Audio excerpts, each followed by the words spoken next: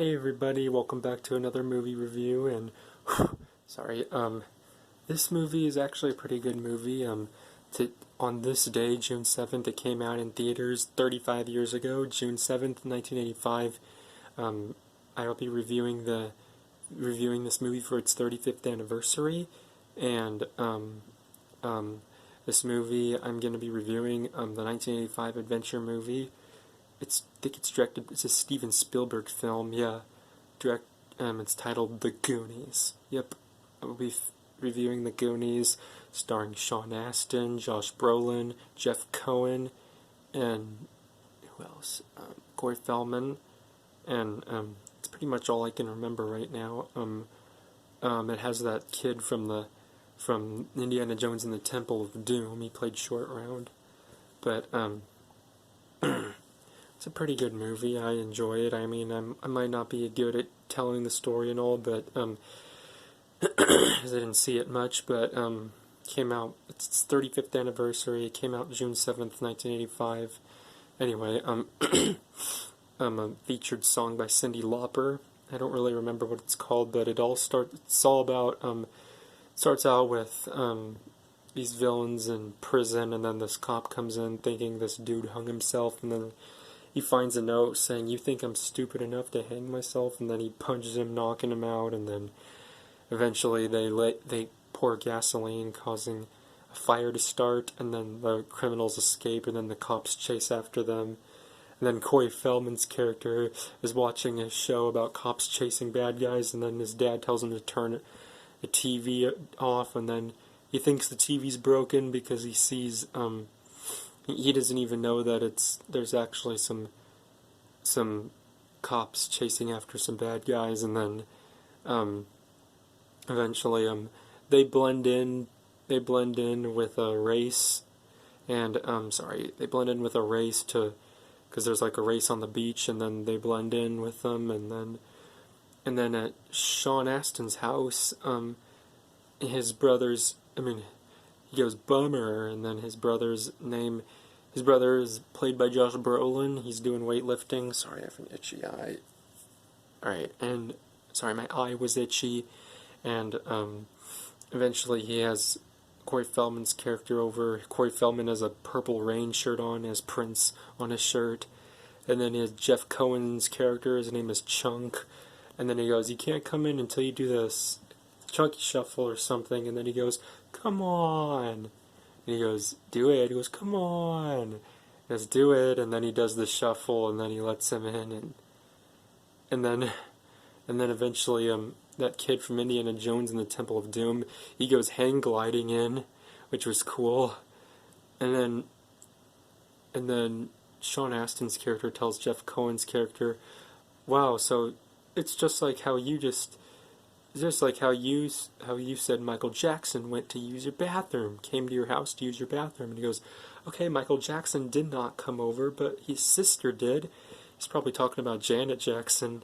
And then Mikey's mother comes, and then has this lady that doesn't speak English, speaks Spanish, but Corey Feldman's character spoke Spanish, and then he showed her around the house, showed her to her room, and spoke Spanish and all, and Jeff Cohen's character Chunk breaks Mikey's mother's statue, and then the penis came off, and it was her favorite part of the statue, and then he put it in his mouth when she came up, and then she goes, "Excuse me, you guys, this place is a mess. This place is a mess. Clean that up." And he goes, "Yes." And then after she leaves, the boys go upstairs to the attic, and then he goes, "No, guys, stop! No, no!" And then he's trying to get them to stop, like messing around in the attic, and then Mikey puts his tongue like this through the painting. He goes, "Stop! You're ruining my mom's painting." And he goes, "You're ruining my joke." And then they find this lightning ball thingy, and then it would have been funny if he said, "So be a Jedi," or something like that. That would have been funny. And then Mikey finds this map of pirate ship map, and then he's like telling a story like non-stop, which was funny. And then Josh Brolin's character goes, "You sound almost just as corny as Dad." And then after they go downstairs, they get refreshments from their fridge. They're watching TV. A song by Cyndi Lauper's playing, and then these inspectors come to their house and then explain why they may have to move and all. And then eventually they tie up Josh Brolin's character, and then they go on their bikes, and then they go out and take the map. And then once Mikey's mom gets home, Josh Brolin's character escapes. He goes on his bike, and as he chases after them, his enemies appear with a girl he likes, and then pushes them off, and then he goes off the edge and into the trees.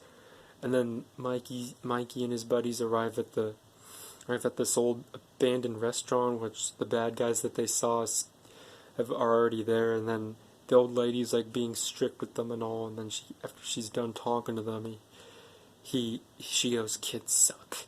And then Chunk like goes through this place, and then he thinks he hears a bear, which almost sounds like a bear. And then all of a sudden, this thing is tied up, and then this loud lightning thingy around him. He's going, "Oh!" And they're like, "Ah!" And then Mikey's buddies go into the fireplace. They go underground. Chunk gets locked in a freezer, and he goes like, "Ah, let me out, let me out." You know, I can hardly hear what they say because all they do is like yell and all. And eventually Josh Brolin's character meets up with them, and then his lady friends meet up with them, and then they go into the temple with them, and then eventually they cause toilets to like flood, and then Josh Brolin's character's enemy goes, "Ah!" Like when he's on this geyser thingy from the toilet. And then he finds them in a wishing well. They think they want to quit, but then they decide to keep going. They solve riddles to get through places and all. I can hardly hear what they say because all they do is just yell and all. And then Chunk escapes from the freezer. He runs out on the roads, tries to tell somebody about some criminals, and then it turns out it was them. They take him hostage. And then he's like crying and freaking out, telling them, "Alright, in third grade I did this and that and this and that." And the old lady tries to threaten him with a milkshake blender. And then the sloth dude, I think which was escapes. And then earlier I remember Chunk said, "If you guys can hear me, run." But eventually Chunk and the sloth dude, they go into the temple, and so does the bad guys. Right when Mikey and his buddies are crossing a bridge, one of the bad guys that gets hit in the jiggies or the crotch, which is funny. And then eventually Mikey and his buddies go on this water slide, and then they end up near a pirate ship. Mikey goes in first and looks around and sees gold, and eventually the bad guys strike back. They try to make them walk the plank, and then all of a sudden they hear these voices saying, "Hey, you guys." It was the sloth dude, and he likes to say stuff that Chunk says because him and Chunk are acquainted. And then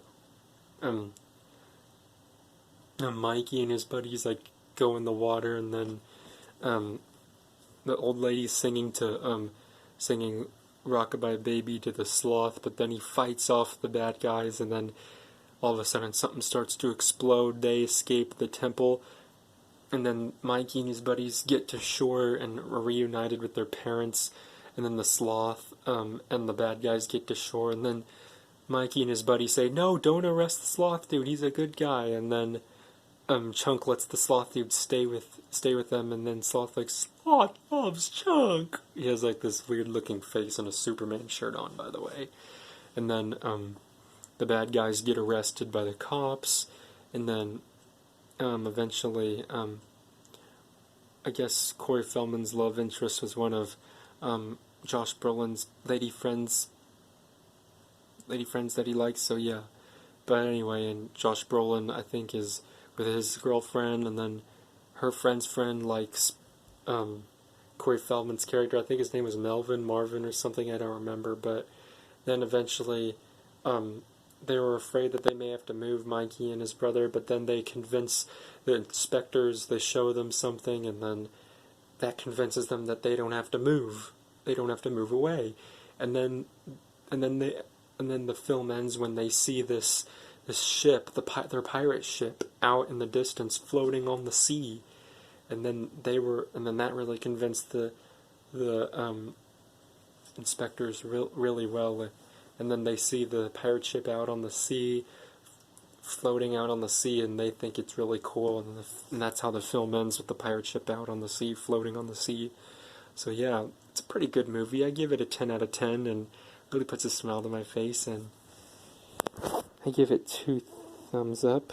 So yeah, and well, not so bad, and it was great. And just when my mother said when she saw this movie, she couldn't tell what they're saying because all they do is yell and all, which is funny. And yeah, it's kind of a comedy, yeah.